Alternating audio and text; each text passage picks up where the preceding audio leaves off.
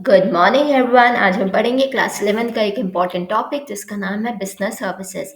Business services क्या होती है? हमने पढ़ा बिजनेस क्या होता है। बिजनेस मतलब economic activity which we do to earn profit.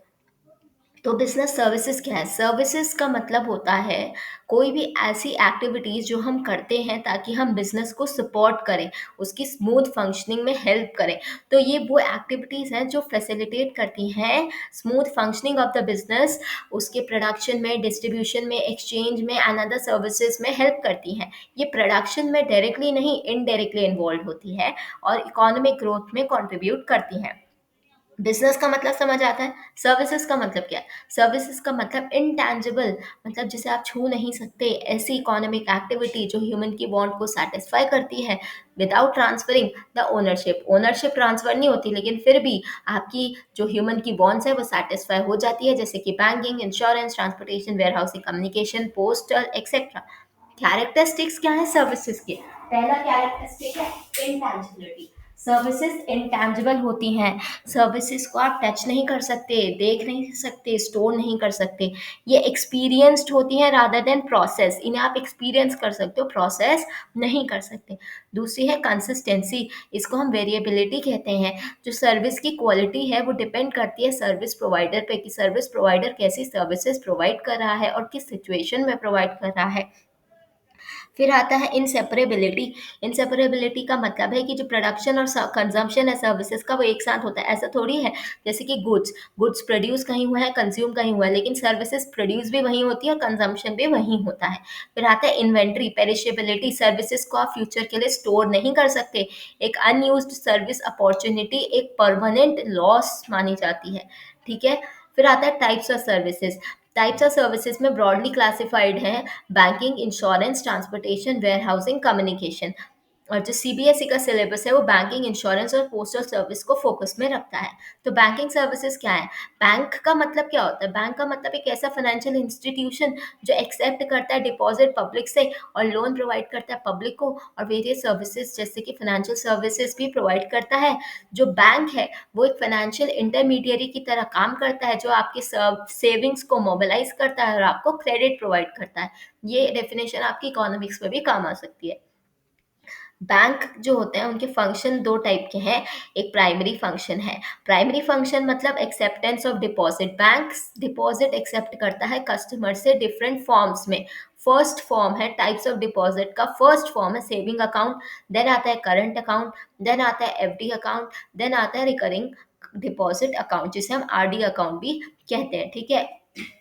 Savings क्या है? सेविंग अकाउंट वो इंडिविजुअल्स के लिए होता है जो इंटरेस्ट कमाना चाहते हैं और उनके लिमिटेड विड्रॉल है, मतलब वो बार बार विड्रॉल नहीं करते, लिमिटेड विड्रॉल है। फिर आता है करंट अकाउंट। करंट अकाउंट उन बिजनेस फर्म्स के लिए होता है जिनकी अनलिमिटेड ट्रांजैक्शंस होती हैं, इन्हें कोई इंटरेस्ट नहीं मिलता और इन्हें ओडी की फैसिलिटी मतलब कि ओवरड्राफ्ट की फैसिलिटी मिलती है।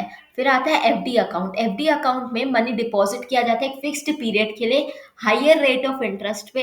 इसमें प्री मच्योर पेनल्टी, अगर आप विड्रॉल कराना चाहो तो उस पर आपको क्या लग जाएगी?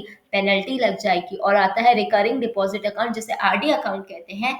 इसमें आप फिक्स्ड अमाउंट हर एक महीना डिपॉजिट करते हैं और उस पे आप अपनी रेगुलर सेविंग्स के लिए सूटेबल है। अब सेकेंड है लेंडिंग ऑफ मनी। जो बैंक्स हैं वो हमें लोन प्रोवाइड करते हैं जैसे कि कैश क्रेडिट के फॉर्म में, बैंक ओडी के फॉर्म में, टर्म लोन के फॉर्म में और डिस्काउंटिंग ऑफ बिल्स के फॉर्म में। बैंक प्रॉफिट कमाते हैं जो वो हम पे इंटरेस्ट चार्ज करते हैं। फिर आता है सेकेंडरी फंक्शन।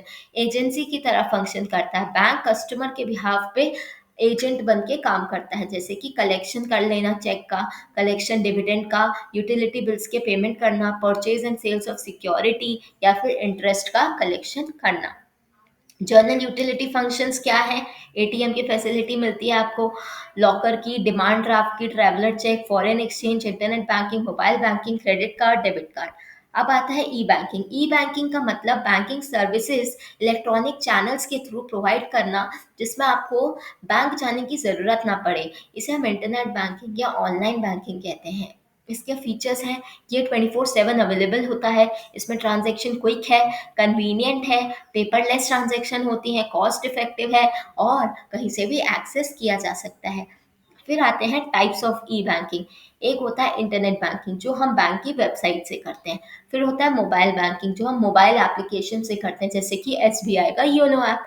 फिर आता है एटीएम। एटीएम में हम कैश विड्रॉल करते हैं और बाकी सर्विसेज करते हैं, जैसे कि, और एटीएम्स की full form all time money नहीं, ऑटोमेटेड टेलर मशीन्स हैं।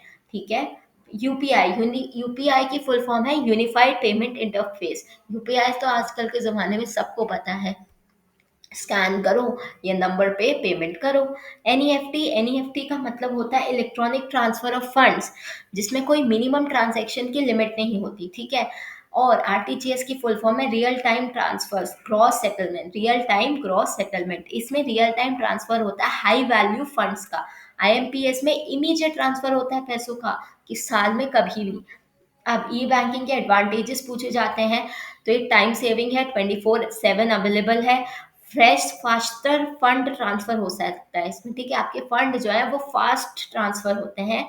रिड्यूस्ड पेपर वर्क है और आपकी ट्रांजैक्शन कॉस्ट कम लगती है। इजी मॉनिटरिंग हो सकती है। लिमिटेशन क्या है कि साइबर फ्रॉड हो सकता है, इंटरनेट की डिपेंडेंसी है, टेक्निकल फेलियर्स आ सकते हैं, डिजिटल अवेयरनेस की ज़रूरत है आजकल, क्योंकि लोगों पे इतनी, जैसे विलेज एरियाज में, रूरल एरियाज में इतनी अवेयरनेस नहीं होती। और सिक्योरिटी कंसर्न्स। ठीक है।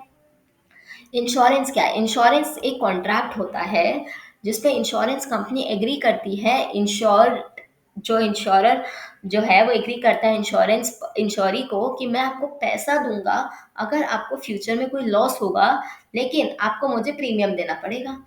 ठीक है। तो इंश्योरेंस हमें प्रोटेक्शन प्रोवाइड करता है against uncertain future risk. Insurance के एलिमेंट क्या है? एक होता है इंश्योरर, एक होता है इंश्योर्ड, एक होता है प्रीमियम, एक होता है पॉलिसी, एक होता है रिस्क, और एक होता है कंपनसेशन, जिसे हम क्लेम कहते हैं। इंश्योरेंस क्यों ज़रूरी है? क्योंकि इससे हमारा फाइनेंशियल रिस्क रिड्यूस होता है, बिजनेस को सिक्योरिटी आती है, इन्वेस्टमेंट इनकरेज होती है, एसेट्स प्रोटेक्ट होते हैं, हर एक बिजनेस में कॉन्टिन्यूटी बनी रहती है, और पीस ऑफ माइंड रहता है कि आपका पैसा सेफ है। फिर आता है प्रिंसिपल ऑफ इंश्योरेंस। ये बहुत इंपॉर्टेंट टॉपिक है, ये क्वेश्चन बार बार आता है, अगर इस चैप्टर से क्वेश्चन आएगा तो। पहला प्रिंसिपल है अटमोस्ट गुड फेथ। दोनों पार्टीज को मेंटल मटेरियल फैक्ट अपने बताने पड़ेंगे, एक दूसरे पे विश्वास रखना पड़ेगा, और सारे फैक्ट को ऑनेस्टली डिस्क्लोज करना पड़ेगा। इसी को कहते हैं अटमोस्ट गुड फेथ। फिर होता है इंश्योरेबल इंटरेस्ट। जो इंश्योर्ड है उसका कुछ फाइनेंशियल इंटरेस्ट होता है सब्जेक्ट मैटर में, तभी तो वो, अगर मैं अपनी गाड़ी का इंश्योरेंस करा रही हूँ तो मेरा उसमें कोई फाइनेंशियल इंटरेस्ट है, मैंने उसमें पैसा लगाया, तभी तो मैं उसमें इंश्योरेंस करा रही हूँ, कि कोई अगर दिक्कत आ गई तो बाद में मेरा इंश्योरेंस काम आ जाएगा। तीसरा है इंडेमिनिटी। इंडेमिनिटी का सिंपल आंसर होता है कंपनसेशन, सिंपल मीनिंग है कंपनसेशन। तो compensation is limited to the actual loss suffered. लेकिन इंडेमिनिटी का ये इंडेमिनिटी का जो प्रिंसिपल है, ये लाइफ इंश्योरेंस के केस में काम नहीं करता। ये एक इम्पॉर्टेंट पॉइंटर है एग्जाम के लिए। ठीक है। कंट्रीब्यूशन। जब same when the same risk is insured with multiple insurer, each contributes proportionately. कभी कभी ऐसा होता है कि जैसे बहुत बड़ी कंपनी है रिलायंस, वो अपने बहुत बड़े बिजनेस, एक उन्होंने बिजनेस सेगमेंट खोला, उसका इंश्योरेंस कराया। अब किसी एक इंश्योरेंस की बस की नहीं है, तो एलआईसी मिलके बाकी इंश्योरर के साथ उसको इंश्योर करेगी on return of a premium. तो वो क्या करते हैं, प्रोपोर्शनेट, इक्वल, जितना उन्होंने पैसा लिया है उतना ही इंश्योरेंस देंगे, ज़्यादा कम नहीं देंगे। फिर आता है subrogation. After paying compensation, insurer acquires a legal right against the third party जो रिस्पॉन्सिबल है फॉर द लॉस। इसी को कहते हैं सब्रोगेशन। जब मैंने कंपनसेशन दे दिया तो जो इंश्योरर है उसका एक लीगल राइट बन जाएगा थर्ड पार्टी के ऊपर, जो रिस्पॉन्सिबल है लॉस देने के लिए, कि वो उससे अब क्लेम कर ले अपना पैसा। Mitigation of loss. जो इंश्योर्ड है वो रीजनेबल स्टेप्स लेता है ताकि वो अपने लॉस को क्या करे, मिटिगेट करे, एक्सटेंट तक कम करे, रिड्यूस करे। फिर होता है प्रॉक्सिमेट कॉज। जो एक्चुअल और नियरेस्ट कॉज होता है लॉस का, वो डिटरमाइन करता है कि कितना कंपनसेशन पेएबल होगा।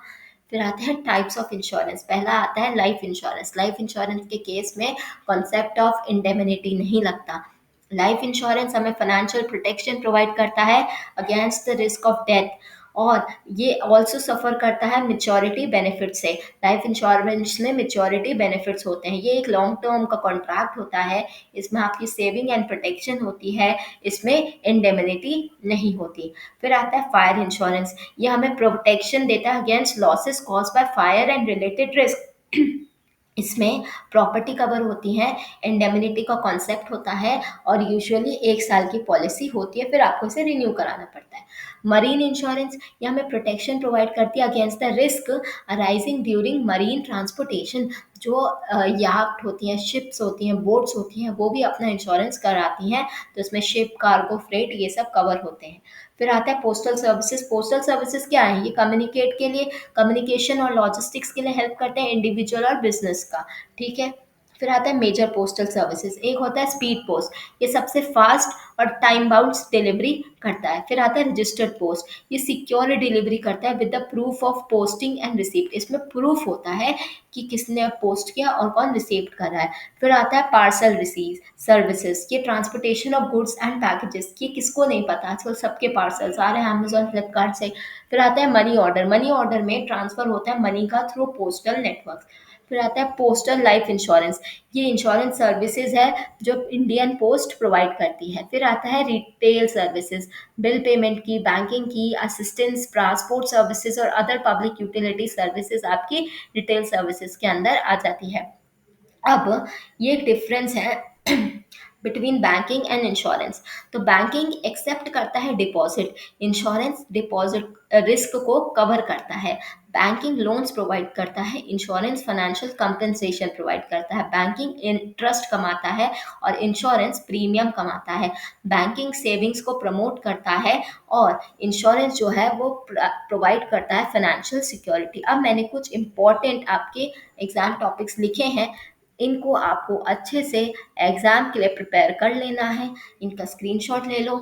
क्वेश्चंस है characteristics of business services, commercial bank के functions, types of bank account, e banking के feature, advantage, limitation, principle of insurance, types of insurance, postal services and banking versus insurance. ये question exam में ज़रूर आते हैं, कभी ना कभी किसी ना किसी साल में आए हुए हैं। आपको ये क्वेश्चंस अच्छे से पढ़ लेने हैं और अपने एग्ज़ाम के लिए अच्छे से प्रिपेयर कर लेना है। कोई भी डाउट हो कमेंट सेक्शन में लिख दीजिएगा। As of now, bye bye.